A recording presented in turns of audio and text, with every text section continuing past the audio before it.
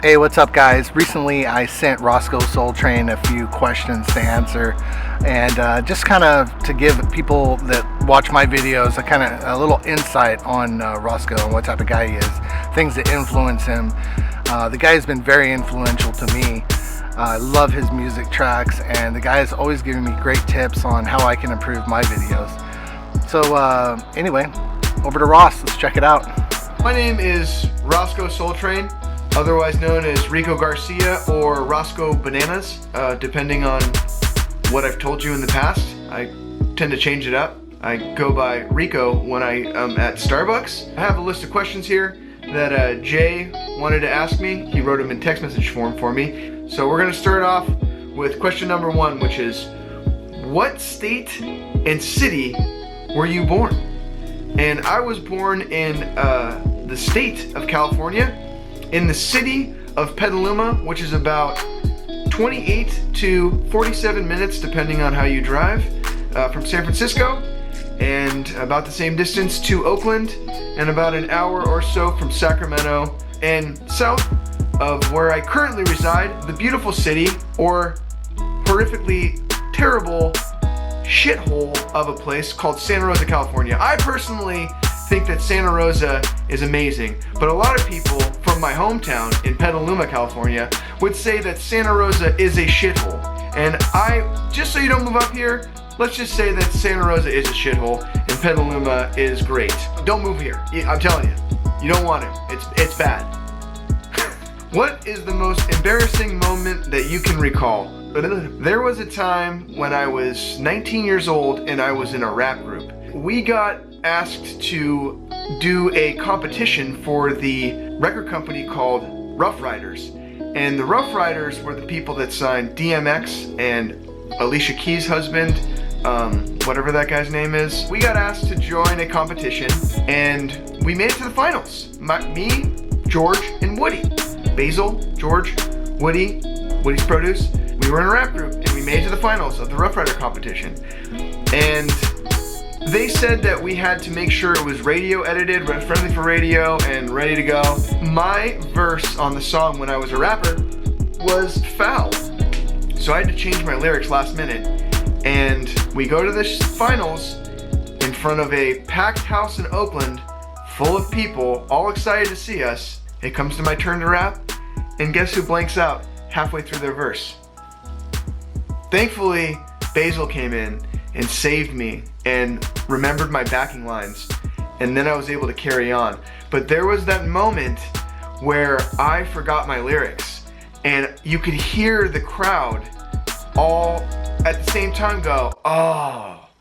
That was the most embarrassing moment that I can recall, and it's one of those moments that to this day, when I ever am playing a bigger show or any show, I immediately go back to that moment of forgetting my lyrics, and it's embarrassing, and it still haunts me. It's very strange. I really wish it wouldn't haunt me, but it's kind of one of those things when you're an artist, you're always expecting the worst, and when it happens, when you fulfill this prophecy, you're always there. You're always there. It's very strange. Okay, moving on. What is your favorite cartoon of all time? I would say my favorite cartoon would be the Gooberz.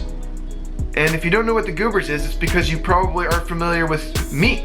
Are you a morning or a night person? I would like to think that I'm both a morning and a night person, depending on who I'm around or what I'm doing. What pisses you off?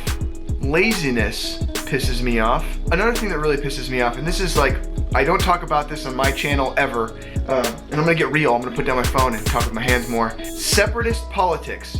When people are very angry and shouty and let me tell you something, or they want to talk about the facts. Let me tell you about the facts. And they do that with their hand, and they're talking about politics, and they're very elevated, you know, and aggro and angry, and they're in that space, and especially talking about hot button topics. Whether they really matter or not, it doesn't matter. It's just people have this really angry thing when they're getting into politics. And I don't give a shit if you're left wing or right wing or whatever.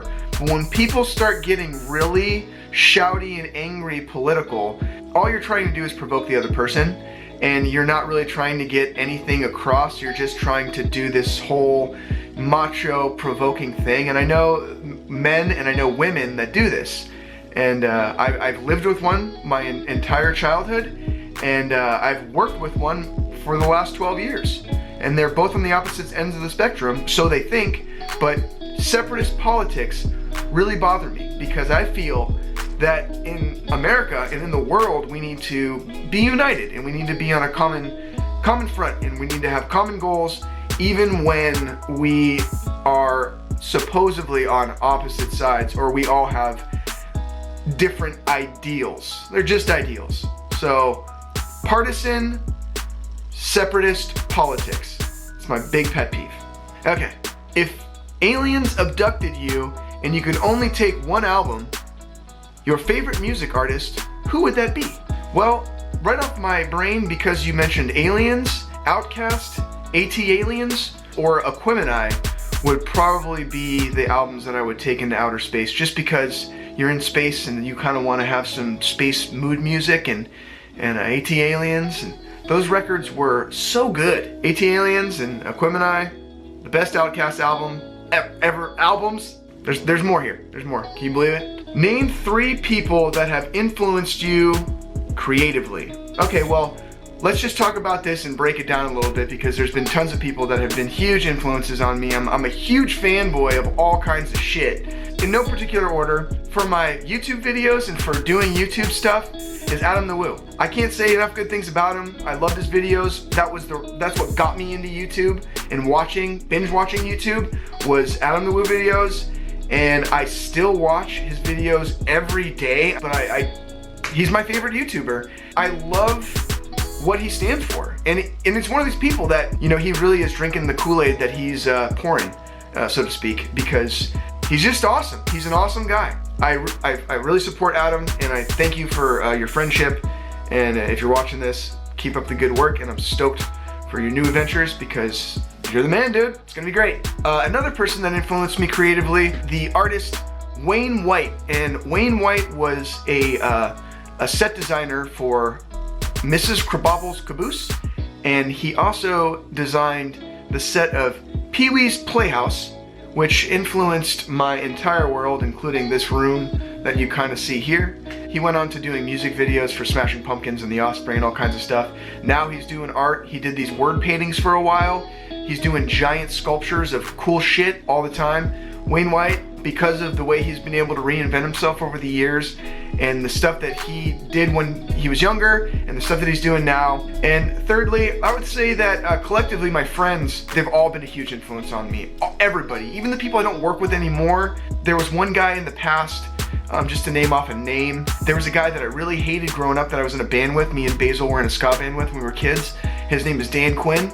I love Dan Quinn. I hated him at the time, but Dan Quinn was a huge influence on me and my music. He wouldn't let me write songs when I was 15, 16 years old, so I hated him for it, because I knew I had good songs in me.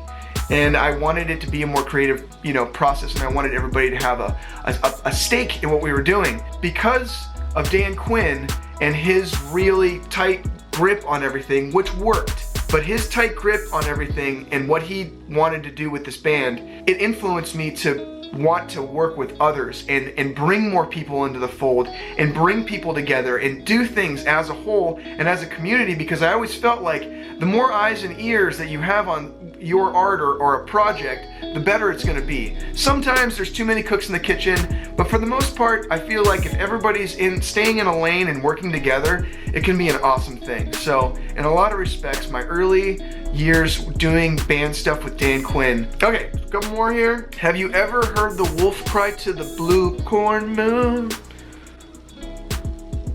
If you guys didn't pick that up, that is a reference from the amazing Mel Gibson movie. Forget it. The last movie you saw that made you cry. I would say that I'm a huge crier in movies, to the point where I went and saw, don't judge me, I went and saw in the theaters Hotel for Dogs. I cried like a baby in some of those scenes. It was brutal.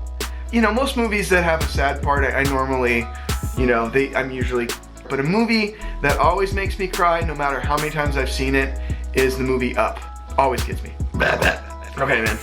What are some projects you are currently working on? you, meaning me, I'm working on a new record, which I just put out 11 songs on my SoundCloud page, which Jay has posted a link down below.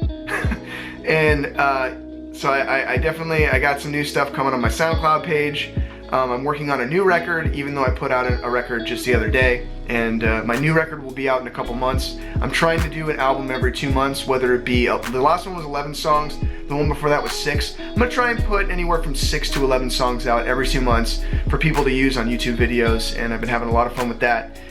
We're also totally changing up the Gooberz, so the Gooberz is gonna come back one of these days, and it's completely different.